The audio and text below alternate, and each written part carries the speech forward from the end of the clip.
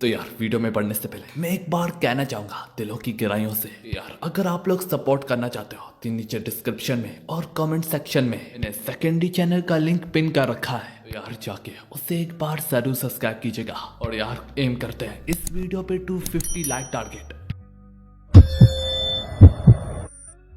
तो यार हमारी एपिसोड की शुरुआत वहीं से होती जहाँ पे पार्कियन सक्का ने जैसे इस क्लास में अपने मुबारक कदम रखे होते वहीं पे इस पूरे क्लासरूम में मौजूद हर एक लड़की के दिल में वो धड़क रहा होता। पार्कियन सक्का सर के कहने पे अब अपनी चेयर पे बैठने को जा रहा होता। एक लड़की जिसकी आई साइट वीक होती वो जैसे ही अपनी ग्लासेस पहनती तो उसी दौरान उसी लम्हे में उसी समय में पार्कियन सक्का अब उसके दिल पे भी कब्जा कर लेता। सक्का की खूबसूरती यहाँ तक इतनी ज्यादा होती कि बस वो अपनी खूबसूरती से ही उस लड़की के ग्लासेस क्रैक कर देता। पर खैर यार ये सक्का अंदर ही अंदर से काफी ज्यादा नर्वस होता। वो जानता होता अब हर एक की नजर उस पर है। ये सक्का अब जैसे तैसे अपनी कुर्सी पे बैठ रहा था उसे वो दर्दनाक सा पास्ट याद आता। उसे याद आता जहाँ पे वो अपनी पुरानी बॉडी में जब जैसे किसी के साथ बैठता होता था। वो उसके साथ वाले उससे सिर्फ इतना ही कहते थे, अगर मुझसे बात करने की कोशिश भी की तो तेरा मोटा सा मुंह तोड़ दूंगा। इसी को याद करते हुए वो जैसे ही अपने फ्लैशबैक से बाहर आता यंग सक्का जैसे ही अपने साथ में बैठे हुए शख्स की तरफ अपनी नजरें दोहराता वो अपने साथ कोई और नहीं बल्कि जिंग सियांग को पाता। उसको देख के उससे वो कल का दिन याद आता जहाँ पे जिंग सियांग ने उसे इतने बड़े तरीके से मारा होता और उसी के साथ उसकी वीडियो भी ये वाली वायरल हो गई थी। आगे सिर्फ इतना बल्कि वो जिंग सियांग की वो फीमेल फ्रेंड भी पाता। उन दोनों को यहाँ दोबारा से अपने सामने देख के जिंग सक्का काफी ज्यादा डर जाता। इसी में जिंग सियांग उसके पास में ही बैठा कहने लगता, ओ हाय मेरा नाम है जिंग सियांग। जबकि यंग सक्का काफी ज्यादा हिचकिचाते हुए कहने लगता, हाय मेरा नाम है पार्कियन सक्का। फिर वो अपने दिली दिल में मजीद बोलता, ओह खुदा का शुक्र है उसने मुझे पहचाना नहीं। पास में मौजूद एक लड़की जिसकी नजर यंग सक्का पे टिकी होती वो अनजान लड़की अपने मुंह पे मेकअप पाउडर थोकते हुए फौरन से यंग सक्का से बात करने आ जाती। यंग सक्का नाम है ना तुम्हारा? मेरा नाम है हानियल, आपसे मिलके काफी ज्यादा अच्छा लगा। देख के कुछ लड़कियां जेलस होते हुए कहने लगती। एक तरफ तो ये हैंडसम गाय को देखती रही है और दूसरी ओर उससे बात करने भी पहुंच जाती है। हानियल अब यंग सक्का से मजीद बोलने लगती, तुम्हारे चेहरे पे कुछ लगा है। देख के यंग सक्का थोड़ा सा परेशान हो जाता कि आखिर क्या लगा है मेरे चेहरे पे। तो हानियल आगे से कहने लगती, कोई बात नहीं मैं ही बता देती हूँ तुम्हारे चेहरे पे खूबसूरती मंडला रही है। हालांकि ये सारा फ्लर्ट का ड्रामा जिंग सियांग को काफी ज्यादा गुस्सा दिला रहा था। वो अब हानियल पे चिल्लाते हुए कहने लगता, अब बैठ भी जाओ तुम अपनी कुर्सी पे। उसका सखलेजा देख के हानियल को भी काफी ज्यादा गुस्सा आने लगता। पर यंग सक्का जैसे ही हानियल की तरफ देखता अलबत्ता हानियल ये मौका देख के नरम लड़की का ड्रामा करते हुए कहने लगती, जिंग सियांग तुम मुझे काफी ज्यादा डरा रहे हो। अरे यार जिंग सियांग भी इसकी ये पर्सनैलिटी को काफी अजीब पाता। जिंग सियांग को पता होता ये अंदर ही अंदर से पूरी बिच है। यूं ही जिंग सियांग अपने गुस्से को काबू पाते हुए कहने लगता, सारी लड़कियां एक ही जैसी होती है। पर फिर तभी अपनी फीमेल फ्रेंड की फिक्र होने लगती कि कहीं ये मिजिन भी ऐसी फजूल और गिलौनी हरकतें ना करने लगे। वो जैसे ही अपनी फीमेल फ्रेंड मिजिन की तरफ देखता वो नोटिस करता कि मिजिन भी यहाँ तक यंग सक्का को देख के ब्लश कर रही है। यहाँ तक मिजिन को ब्लश करता देख के जिंग सियांग की आंखें पानी पानी हो जाती। से कहने लगता, बहुत हो गया अब सारे लोग अपनी कुर्सियों पे जा बैठो। और अब जिंग सियांग जेलसी के फ्लेम से उबारा होता। इसी बीच में सीन कैफेटेरिया की तरफ शिफ्ट होता। कैफेटेरिया में सब कुछ एकदम से नॉर्मल होता लेकिन जब यंग सक्का जैसे ही अपने ब्लेसिंग कदम रखता सब कुछ अचानक से बदल जाता कि खूबसूरती का प्रेशर हर एक लड़की तक जा पहुंचता। लेकिन अचानक से हानियल भी एक ही झटके में वहां पे पहुंच जाती। हानियल अब उसे उस स्कूल के बारे में बताने लगती जैसे कि ये लोग वोकल डांस बॉयज हैं और इसी तरह काफी और लोग। आयुंग अब उससे सवाल पूछते हुए कहने लगती, तो तुमने आखिर फैशन डिजाइनिंग कोर्स क्यों लिया? यह सुन के उसे याद आता कि उसके मार्क्स इतने ज्यादा कम होते हैं कि वो सिर्फ यहाँ पे फैशन डिजाइनिंग के लिए ही एलिजिबल होता। उसे याद करने के बाद यंग सक्का बहाना बनाते हुए कहने लगता, क्योंकि मैंने सोचा इसमें मजा आएगा। तो फिर हानियंग भी आगे से कहने लगती, ओ मैंने भी यही सोचा था। और वो अपने दिल में मजीद कहने लगती, ओ मेरे खुदा ये कितना ज्यादा खूबसूरत है।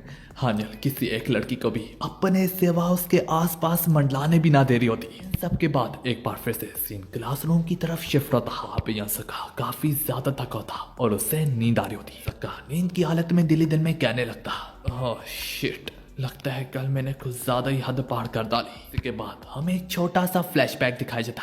सका थोड़ा बहुत अपनी इस न्यू बॉडी का आदी ना होता। फिर तभी उसकी नजर पास में मौजूद एक बच्ची पे पड़ती। माँ बाप उससे कह रहे होते धीरे धीरे कदम लेके हमारी तरफ बढ़ो, 1 2 1 2। देख के यह सका भी अपने आप को इसी तरह ट्रेन करने लगता, 1 2 1 2। और अचानक से ना चाहते हुए भी उसके कदम थोड़ी सी तेजी से हिलने लगते। और अब जो ही वो जैसे ही गिरने लगता, देखते देखते वो गिरने से पहले ही बड़ी आसानी से अपनी बॉडी को संभाल लेता।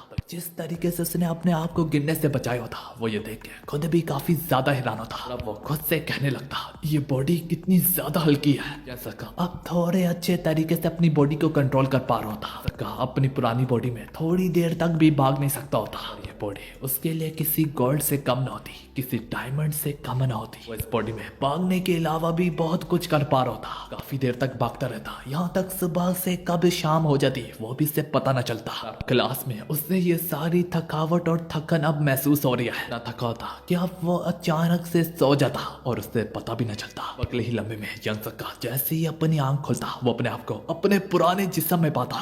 देख के उसके पैरों तले जमीन खिसक जाती, उसके सर पे छत टूट आती। दोबारा से कोशिश करता कि कैसे न कैसे करके बस वो जल्दी से सो जाए, ताकि वो अगली बार जैसी उठे वो अपनी न्यू बॉडी में हो। पर उसे रियलाइज होता कि ये बॉडी तो सुबह से सो रही है, तो इसका मतलब वो चाह के भी दोबारा नहीं सो सकता। कहानी स्कूल की तरफ शिफ्ट होती, जहाँ पे हानियल उसे पीकाबू करने जैसी जाती। सक्का की बॉडी को झटके से हिलाने की वजह से सक्का फौरन से अपनी न्यू बॉडी में स्विच बैक हो जाता। आखिर तक कुछ हो जाने के बाद यह सक्का फौरन से खड़ा होके हानियल को शुक्रिया कहता कि हानियल की ही वजह से वो अपनी बॉडी में वापस स्विच बैक हो गया।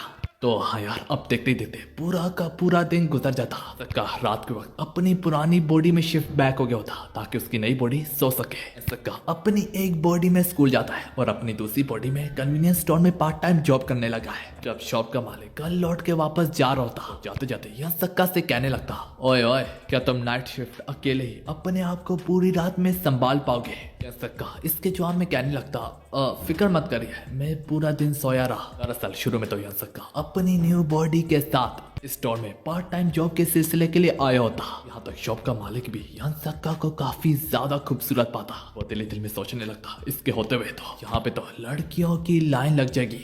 जब और लोग यहाँ पे आएंगे तो सारी सी बात है, मेरी कमाई भी काफी ज्यादा बढ़ जाएगी। इस सोच के वो बिना सर्वे के और बिना किसी इंटरव्यू के यन सक्का से कहता, तुम मुझे ज्वाइन कर सकते हो, और वो भी जितनी मर्जी तनख्वाह तुम मांगोगे। उससे कहने लगता, तुम आखिर कब से ज्वाइन करोगे? और यन सक्का अपने टेढ़े मुंह से कहने लगता, दरअसल ये जॉब मेरे दोस्त के लिए है। असल में यन सक्का इसी तरह अपनी पुरानी बॉडी में स्विच बैक करके यहाँ पे आता। और इस शॉप के मालिक का बिहेवियर उसके साथ काफी ज्यादा सख्त होता।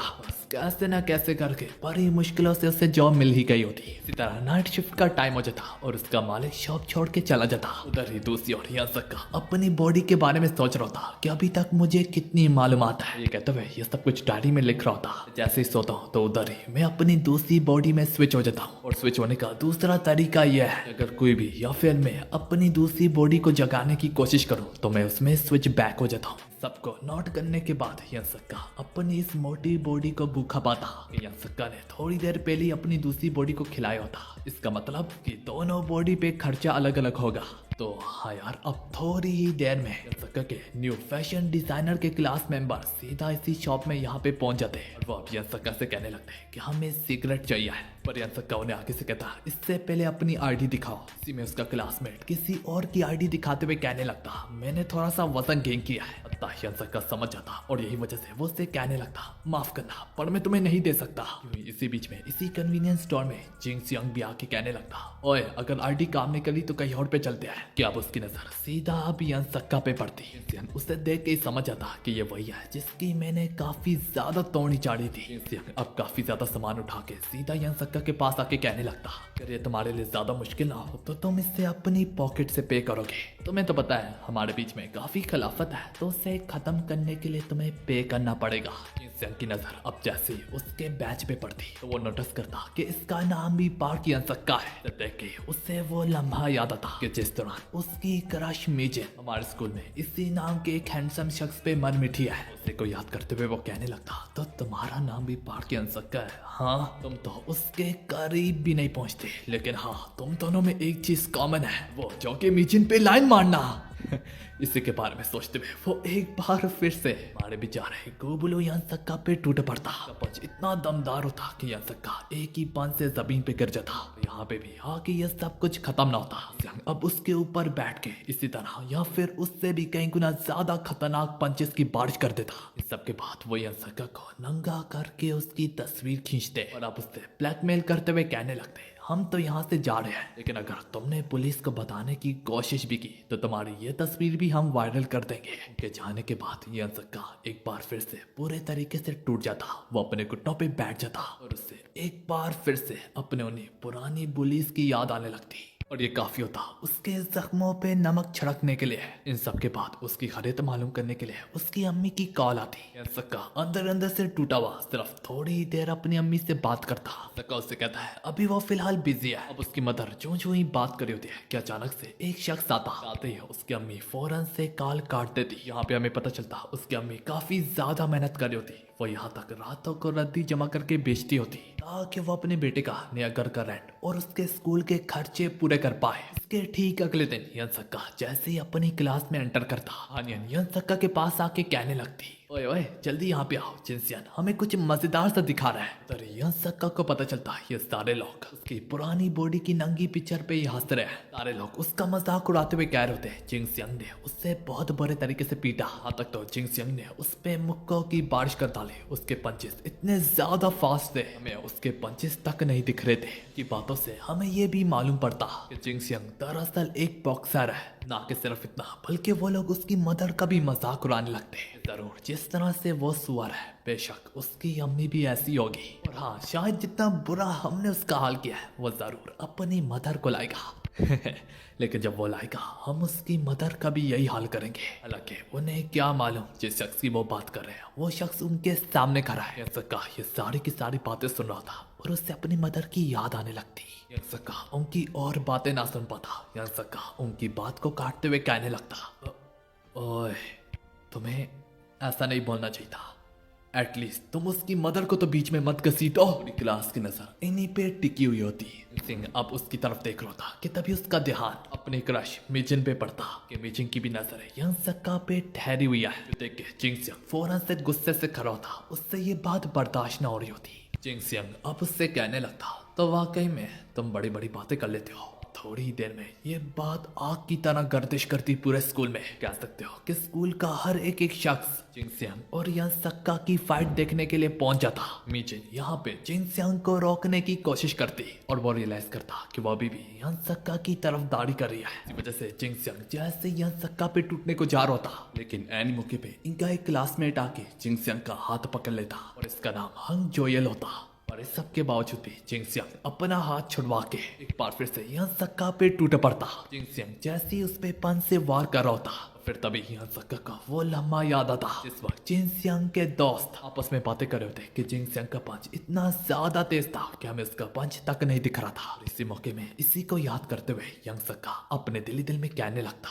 लेकिन मैं उसके पंचेस को देख पा रहा हूँ। वैसे अपनी पुरानी बॉडी में मैं काफी बार बुली हो चुका हूँ। इतनी बार मार खाने की वजह से, पंचेस खाने की वजह से कहीं ना कहीं पे मुझे उन गुंडों के इतने स्पीड से बड़े हुए पंचेस दिखने भी लगे थे। फर्क सिर्फ इतना ही होता था कि मेरी बॉडी बहुत ज्यादा मोटी होती थी और वो वक्त पे उसके पंचेस को डॉज नहीं कर पाती थी, जबकि मेरी ये बॉडी कुछ ज्यादा ही फास्ट है। ये सोचते हुए यानसक्का बड़ी आसानी से उसके वार को डॉज कर लेता। देख के सभी लोगों के पैरों तले जमीन खिसक जाती और ऊपर से उसके पंचेस की स्पीड की कोई लिमिट तक नहीं। ये सब कुछ देख के जिंगसियंग खुद भी बहुत ज्यादा हैरान होता। जिंगसियंग उसकी तरफ जितने भी ज्यादा वार करता यानसक्का उन्हें उतनी ही आसानी से डॉज करता चला जाता। और उन्हीं पंचेस को डॉज करते करते यानसक्का अपने आप को कॉर्नर में पाता।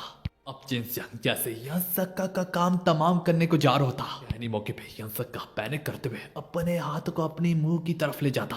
हाँ यार, इस तरह अब देखते ही देखते यानसक्का ने का ये वार गलती से ब्लॉक कर लिया होता। ये देख के जिंगसियंग के पैरों तले जमीन खिसक जाती, जैसे कि उसके सर पे छत टूट आई हो, उसके पैर रखने के लिए कोई जगह तक ना बची हो। जिंगसियंग कहने लगता, ये कोई नूबी नहीं है बल्कि इसका फाइटिंग में अच्छा खासा एक्सपीरियंस है। जबकि यहाँ सका अपने दिल ही दिल में परेशानी की हालत में कहने लगता, ओए ओए अब मैं क्या करूं, इसके पंचेस तो तेज होते चले जा रहे हैं। यहाँ सका अब रियलाइज करता कि एक बार फिर से लोग अपने कैमरे खोल के वीडियो वगैरह बना रहे हैं, बल्कि इस बार यहाँ सका नहीं पिट रहा बल्कि पीटने वालों को पीट रहा है। सका को वो सारे लम्हे याद आने लगते हैं जिस वक्त वो काफी ज्यादा बुरे तरीके से बुली होता था।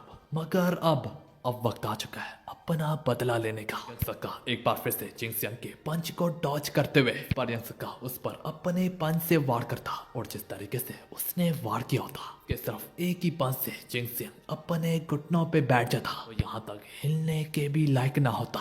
तो यार अब फिर से यहाँ सका का नाम पूरे स्कूल में गर्दिश करने लगता। अनियल काफी ज्यादा खुश होती, जिंग की जान में जान आती। जिंगसियांग दर्द से तड़पते हुए जमीन पे पड़ा, लेकिन फिर भी अपने दिल ही दिल में कहने लगता, कितनी ज्यादा शर्मिंदगी की बात है और ऊपर से मीजे ने सब कुछ देख लिया। हालांकि अब हमें दिखा जाता इन सब के बाद एज यूजुअल जितने भी पॉपुलर गाय होते स्कूल में उन सबको ये खबर मिलती चली जाती। सबके मुंह में बस एक ही सवाल होता, क्या वो खूबसूरत है, क्या वो मुझसे भी ज्यादा हैंडसम है। तो हाँ यार अब इन सब का टारगेट बन चुका है। यहाँ तक तो किसी वजह से एक तो बीच में रोने भी लगता। इसी के साथ हमारी एपिसोड खत्म होती है।